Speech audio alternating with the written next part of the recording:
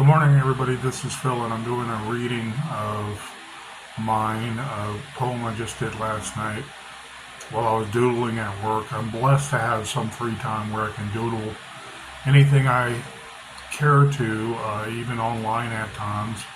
And I just have to show anonymity in terms of where I'm at or what exactly I'm doing at any part or any time of the day, so to speak. For safety's sake, of course. So I get to doodle at times, especially on my breaks. And I find that poetry is, interesting to me because I love limericks. I love the sarcastic Irishman, so to speak, or leprechaun, doing a limerick and trying to persuade someone to understand what he's saying, or to buy something, or to give them something, or something like that in a shady way. I'm of Irish heritage, so I don't take offense to that. I think of the Leprechaun movies and so on and so forth. And I just love the limerick in general because it does a twist on words. And there's so many different ways you can do it. There's many different poetic words. Talking about poems and probably history of poetry also. And even those I don't know. Okay, I study a lot about writing itself as a dynamic, but not words, not musical words, everything there is to know. If I decide to do a poem, most authors sit there and research, or they have a very good idea of what they're about to write about and describe in their own artistic way. And it's how you make it more flowing, how you make it tongue twister, how you make it wordplay with multiple rhymes in one line, and ending with a beautiful note that just resonates in anybody's mind when it hits it perfectly. And that's what I try to achieve. Some of my background was my first year in college. I had to take creative writing in English because it was an elective, and I had to take it. And my mind was so turned on about articulating what you see. Okay, everything you feel, everything that comes into your heart and your soul, putting it on paper so other people can share that. And that's the beauty of writing. That's the beauty of literature in general. But especially poems, when more people are very gifted poetically, they can put a lot of natural themes in their lines and their verses. Some people not so much, and I'm not trying to bust them out, but they might have bad punctuation, which makes the poem suffer. It makes the mind stop and hesitate. And it might just show the intelligence of the actual author and give a bad picture in general. And for the life of me, because I don't speak that well, I often try to write better and more eloquently as I age. I love my long game. There's always room for improvement. But I love my long game because I'm much smoother than I was 20 years ago. And it takes a lot of practice. It takes a lot of trial and error. It takes a lot of research for words and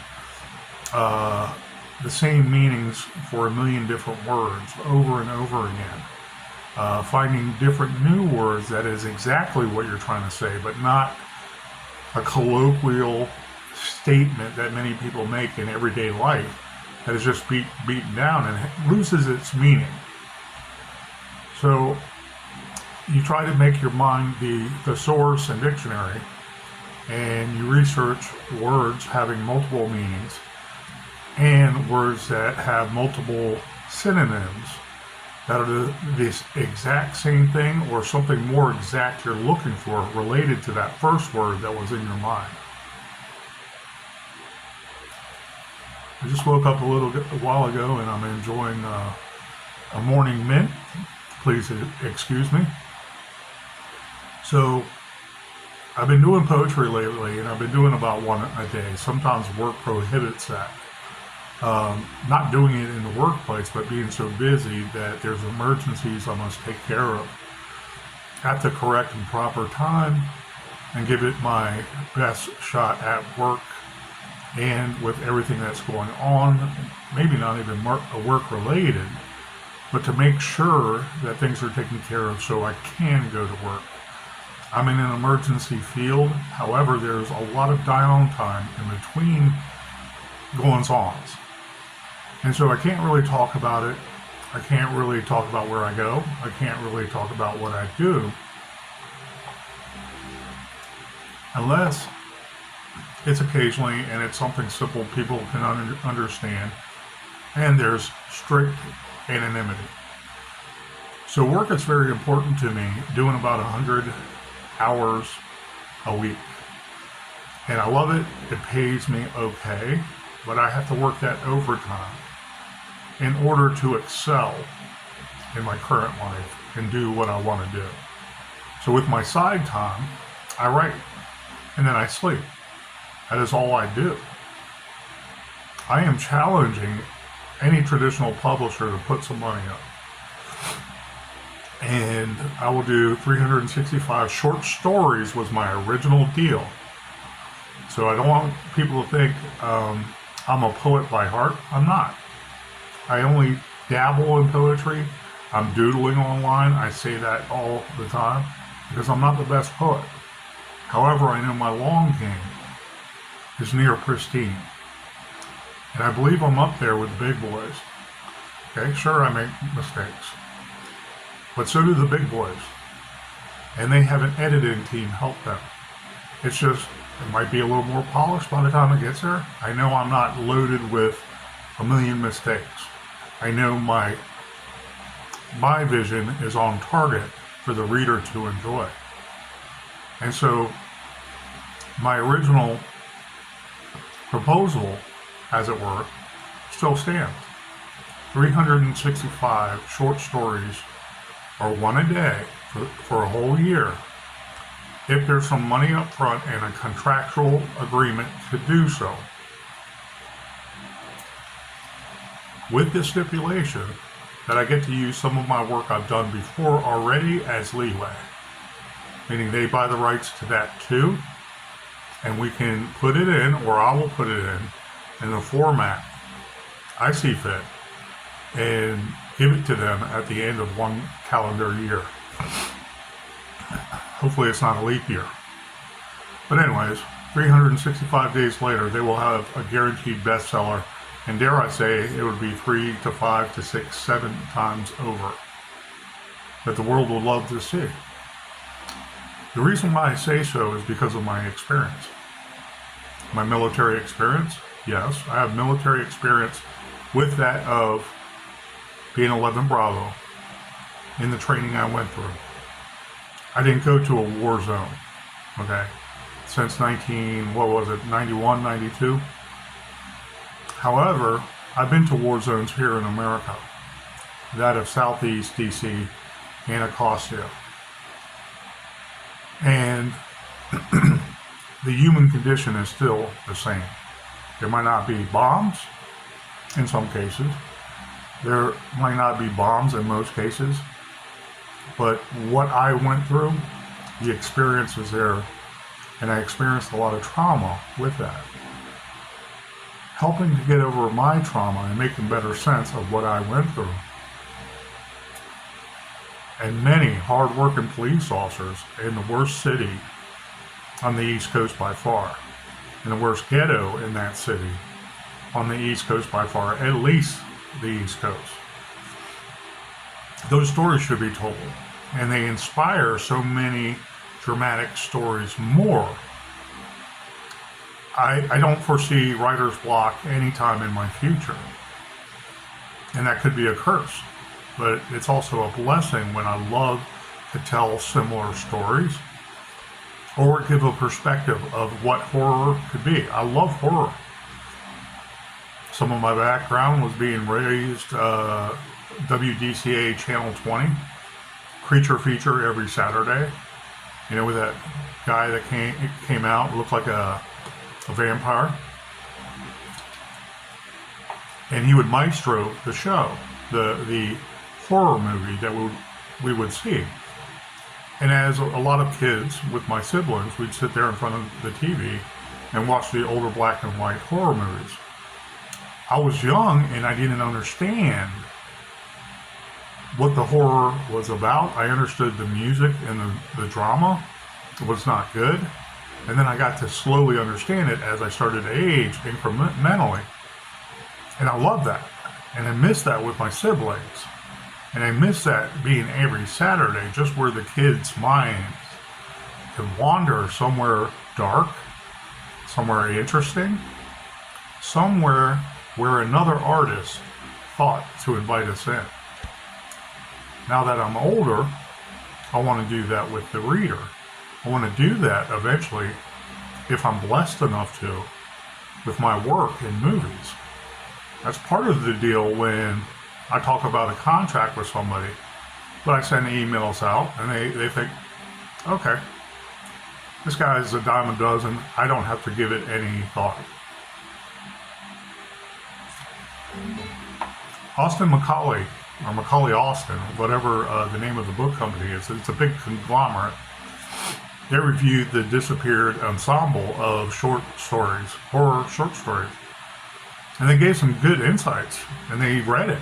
They read the Disappeared anchor story in there on top of other things. And I can tell they read it. They gave examples of what they liked. And then they sent me the contract. They said, please read the contract very closely at the end of their email. And I pulled up the email on DocuSign. And it was nothing but an offer from a vanity publisher to publish my work where I pay them.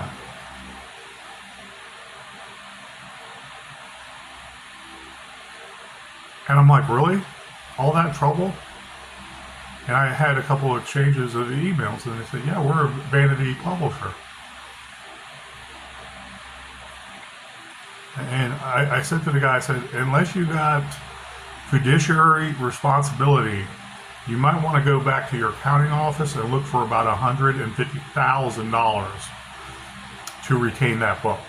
I don't know what planet you came on. I did the art that you said you enjoyed. I know others will enjoy it once published, especially with my concepts working with you, okay, to make you the most of the money. And I want to be paid for it. I wasn't being rude, but he said, no, we just don't do that. And I'm thinking to myself, you're not really a hybrid publisher, are you? That would entail a traditional publisher along with that vanity publisher and all those fish hooks and chum you sent out to the new author. I am not the new author. I've worked on my art in the last 21 years, and I've improved my art, and even my art before 21 years ago is professional grade enough for your editors and your main editor that signs off on everything with that fiduciary responsibility to pay the author.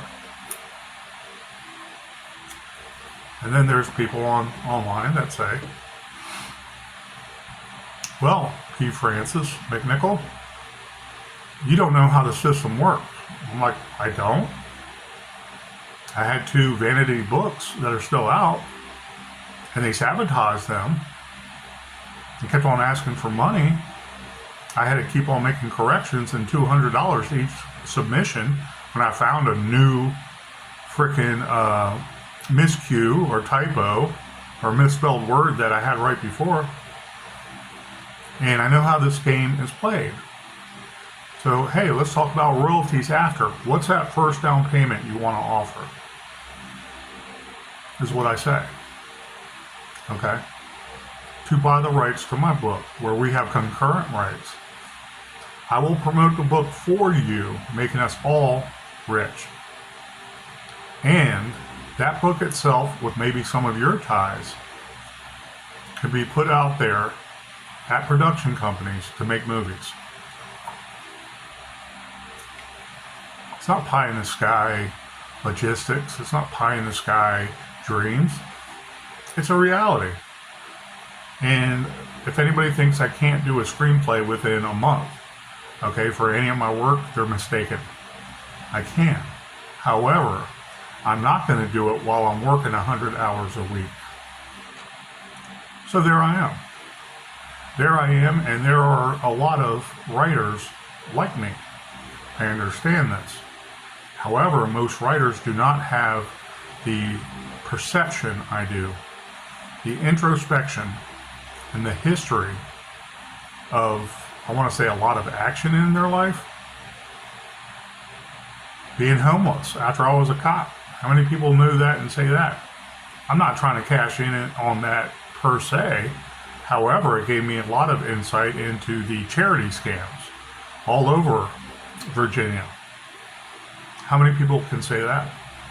How many people can talk about the bloodshed on our capital? Our capital, our city that's supposed to represent the United States.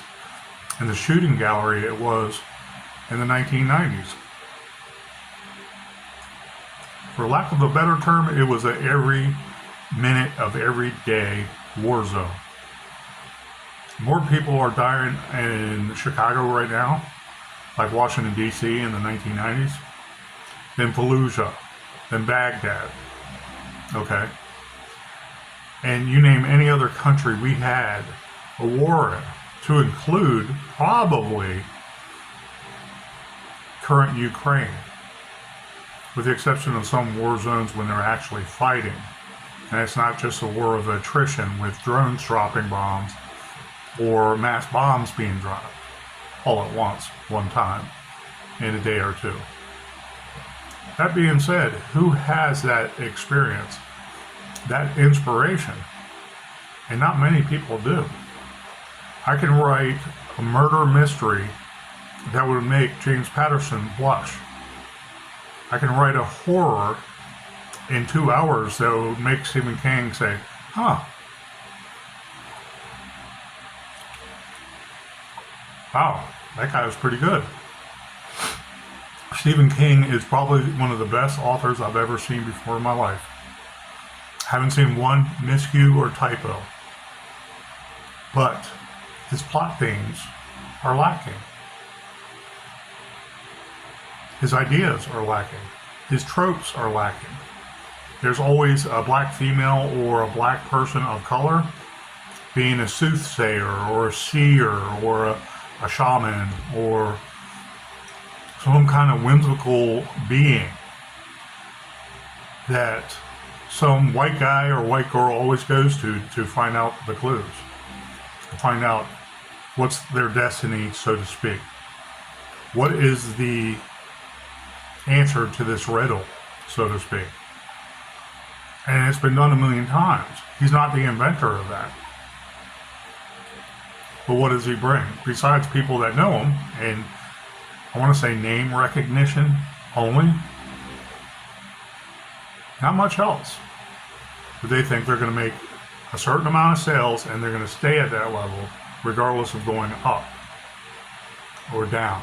They're going to stay at that level because everybody knows Stephen King. So, I think about writing as an art. I think about it making me money. But I think about the reader more. Here's why. When I was younger, I was raised in a big family. And I have a louder voice. Because of my size, maybe. I have more bass to my voice. And we always argue. And I don't want to be one to argue anymore. We always argued. We were always fighting for food. We were always fighting for clothes. Hell, I didn't have clothes half the time I was growing up. True story. But I was a typical kid, last kid, or second to last kid, and last kid that would get the hand-me-downs. I was the last kid that got hand-me-downs. They were already pretty worn, but I liked wearing it because it was what the older people were wearing. Pants, shirts, shoes, maybe. And with that louder voice, I felt always I couldn't express myself the way I wanted in a more serene and comfortable way. And I've always had a loud voice to begin with. It wasn't something that I felt bad about. It wasn't something that I couldn't work around when I was serious, especially on the force, especially on jobs since then. But in the early 2000s, I said, hey, I can write just as good as those guys. I will write just as good as those guys. And with my perspective and my inspiration and knowing what I'm writing about, even though it might not be technically the same, I said I can do a better job. I should have a living lucratively soon. And it didn't occur. It didn't occur. And in my moving down to Southern Virginia, when the bottom fell out because of Obama making it worse, the end of 2008 through all of 2009 and most of 2010, I was off and on on the streets until 2012 because I was post-surgery. I said, I'm deserving, and because of my story, I'm deserved to be paid for it. And I'm not saying pay me. It's not like that. What it means is my story deserves to be told. And instead of a corporation just cashing in and making money on hand over fist over on something they think is a dime a dozen, my work is not a dime a dozen. Sure, Philly, everybody says that. Yeah. How many people were shot at? How many people went to homicides and shootings almost every night of their career in 9 full years? How many people had to deal with racism and being spit on almost every day of their career? How many people worked in the intellectually disabled field and saw over, now it's probably 60% of the people that they cared for dead because of the mRNA vaccine? And you, or that writer, was the only one that warned people, and everybody turned their back on them inside of that workplace environment.